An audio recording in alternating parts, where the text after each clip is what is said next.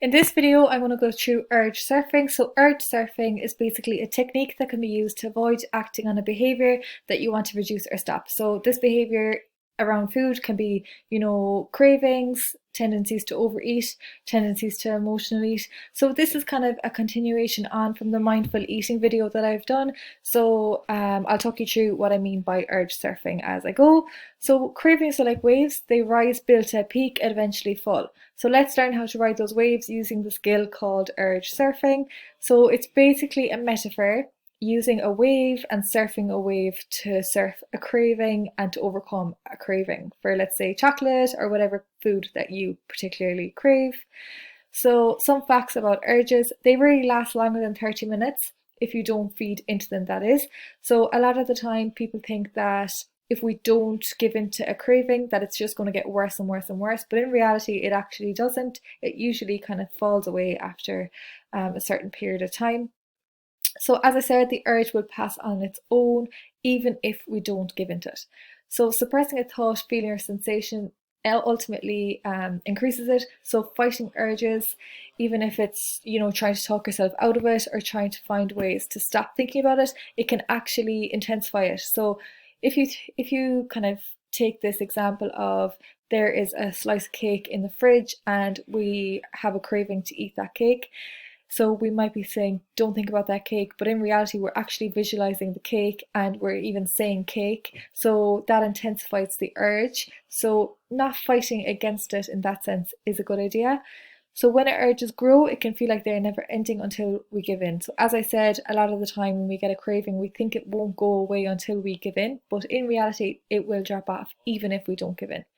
So the general understanding of urges is that you can't get rid of them until you give in. Like I said, with practice, you can overcome it without giving in. So I have just this illustration here of the wave. So focus on the area where you're experiencing the craving, acknowledge how you're experiencing the craving, repeat focusing with each part of your body experiencing the craving, and release the tension as you exhale, which will become a lot more clear as we go on. So how do we really surf the urge? When the urge hits. So reflect momentarily. So what that means is, what does the urge feel like? What thoughts are going through your mind? What does the urge feel like in my body? Do I feel tension in my throat or my stomach? So basically, first off is to acknowledge how you're feeling. So what does the urge feel like? Am I feeling anxious? Am I feeling agitated?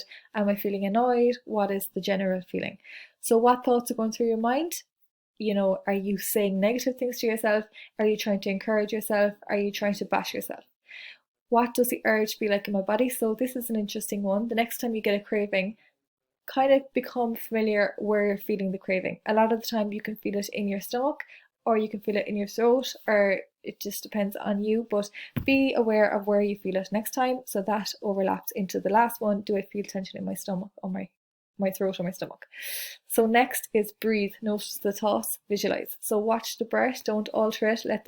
Let your breath go freely. So inhaling and exhaling and focusing on your breath is a very beneficial exercise, and one to do for loads of different aspects of managing stress and anxiety. Also, when we are feeling a craving, it's quite stressful, especially if we know that we can't have something, or if we feel that we're going to go backwards if we have it. It can be quite stressful. So focusing on your breath is a really good way to overcome it. Notice your thoughts, like I said, without judging, feeding, or fighting your thoughts. Gently bring your attention back to your breath and physical sensations. So really this is about focusing on your breath and your thoughts and how you are feeling, rather than focusing on the cake or the chocolate or whatever it is. When you feel intense feelings, remember to trust that this will pass, and visualize yourself surfing the wave or riding out the wave. So we all know that waves, when they crash, they flow and then they peak and then they drop off. So if you like, and if it's easier for you to focus on that, visualize that rather than visualizing yourself eating the tub of ice cream in one go. So it's important to note what not to do when we get a craving. So what not to do is actually a very important part of overcoming this. So what we think we should do is often not what we should do. So try to stop them is one thing we often do. So we can't actually stop a craving. They'll come with fierce intensity. So by trying to stop them and trying not to think about something, it can actually intensify it. We become obsessed with it. So saying things like, I cannot have that, I can't stop thinking about it, blah, blah, blah, it will actually intensify it for us. So, when it comes in, acknowledge it, feel the feeling, notice your breathing, acknowledge how you're feeling. And if you have to visualize certain things, then so be it. I understand that this might sound very airy fairy to a lot of people, but this is a lot of people's downfalls, and they don't know how to manage cravings, and it's a very big barrier for a lot of people. So if this is something that works, and even if it is airy fairy or a little bit spiritual in some senses, then so be it. If it works, it works, and who cares? So second thing there, I would say, is don't fight the thought. So when we try to think about something other than that warm slice of pecan pie sitting on the counter, the more we start thinking about it. Eventually we'll start obsessing over it, and the urge to grab a fork can actually get stronger. So it's like that whole idea of, don't visualize a white polar bear. If someone said that to you, don't visualize a white polar bear, you'd actually automatically visualize a white polar bear. So that's just kind of an example. So not to focus in too much on trying not to think about it, because then we are guaranteed to think about it. So don't try to talk yourself out of it. We are really, really good at rationalizing. If I didn't want to work out today, I'd make 100 reasons why I shouldn't work out today. So we are very good as humans at rationalizing, as I said. So even if you're sitting there thinking, oh, there's only like 50 calories in that, or there's, if you try to talk yourself into a reason why it's okay, then you're more than likely going to convince yourself. So stop when that starts and just go back to the whole realizing what's kind of happening within your body, how you're feeling, notice your breathing, and just everything that we talked about in the previous slide. So where do we start? So practice is actually a very important part of this. So don't just automatically think that this is going to become a skill overnight. If you've always given to cravings, don't just expect yourself to kind of transform overnight. It is a work in progress. So one simple thing that you could start doing is, for example, if you got a message on your phone or you saw a notification on Facebook and you really wanted to just open it straight away or read it straight away, give yourself a couple of minutes, acknowledge that you want to do it, you have a craving to do it, and just focus on the steps that we spoke about, overcoming an urge. Notice how you're feeling. Are you anxious? Are you stressed? Notice your breathing. Notice how long it takes for the urge to peak, and then you might actually see it gradually dropping off when you accept that you're not going to do it. So that's a simple way to start and kind of practice.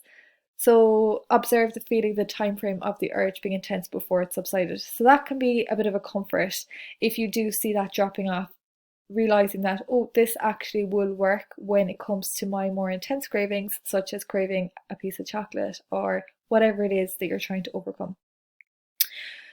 I keep referring to chocolate because I'm labeling that as a bad food, but you get the idea that many people crave chocolate because it's lovely, and it's often something that we need to draw a halt to when it becomes an issue for us. So that's the only reason I'm referring to chocolate.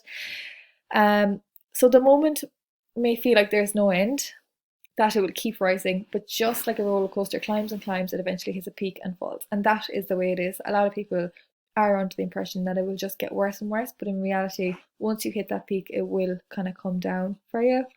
So what's the purpose of urge surfing? Why exactly do we need to practice? So whatever you repeat gets stronger, and whatever you don't repeat gets weaker. So this is just the whole idea of practicing. Just like physical exercise, we need to do these mental exercises too in order for them to be beneficial and to work long term. So implementing habits as well takes time, so you need to put in the work. With urge surfing, you can learn to experience the urges in a new way and to ride them out until they subside. So it's just a different way of looking at cravings rather than letting them consume you, working with them and allowing them to fall when they come. So using metaphors of water to understand the concept is also a very beneficial one. So this is anyone who struggles with really focusing in on a food when they want it. So using things like an ocean wave, imagine that urges are like ocean waves that arrive, crest and subside. So that's the whole idea of visualizing something when things get a bit much. Like a riptide is a strong current of water flowing towards the sea away from the beach. If you're caught in one and try to swim directly to the shore, you will become exhausted and it will not be effective. If you swim in the direction or parallel to the shore, you will eventually float out of the riptide and be able to make your way back to the shore. So that's just another little way you can visualize yourself going with the craving instead of fighting against it. And then a waterfall is another metaphor that we can use. So trying to fight urges is like trying to block a waterfall. You can end up being overwhelmed with the water. With the approach of mindfulness, you can step behind the waterfall and watch the water. So craving, impulses, and urges just go right past. So that's another one you can visualize if you are struggling with craving or tendencies to overeat or whatever it is. So top tips for successful surfing then. Try to only surf one urge at a time. So if you're a smoker, if you are prone to overeating, and if you have other habits that you're trying to break, don't go cold turkey and try to do it all at once. You are human. These cravings or these habits have been built up over a number of years, obviously. So don't expect them all to rectify and just become like this perfect human overnight, because number one, perfect humans don't exist, and number two, you're only human, you're not a robot, and these things take time. So reducing vulnerability skills. So basically that means is, preparing for this in a way that you're going to be in the best state possible to overcome these things. So getting enough sleep, exercising, just being in a good mental headspace will help when you do try to tackle these cravings and urges. It just sets you up nicely to set you up into a good physical and mental state to be resilient, I suppose, to these kind of things. So studies show that willpower is strengthened the more we practice self-regulation. So that just comes back to being more resilient, and practicing will get you a long way. So praising yourself for trying, even if you don't succeed. So that's a good one. If you fail once, don't just lose all motivation that it works. Don't get demotivated by any kind of failures or blips along the way. It does take time, and it does become easier after, the more practice and the more I suppose you implement it, the more confident you will get that you can beat it. So just be mindful that it does take time. Remember, practice is key. That's fairly straightforward. And I spoke about all that. Self-compassion is a huge one. So being too hard on yourself, you'll just throw in the towel. So just be self-compassionate. You are stronger than you think. You deserve to break free from this. So think of it as breaking free from something that kind of has a hold on you. So you can be free from it. You can overcome these decisions, and you can control your behaviors. So just remember that one, that nothing has the power over you. Like everything, it takes time to overcome, like I spoke about, and it is in reach. So it's not that you're not capable of it, you're very capable of it, but you need to put in the work to get to the place where you want to go. So happy surfing. I hope you enjoyed this presentation and have a read over it yourself. Any questions on it, please let me know, and I hope that it's something that you can implement and something that will help you along your journey. Thank you for listening.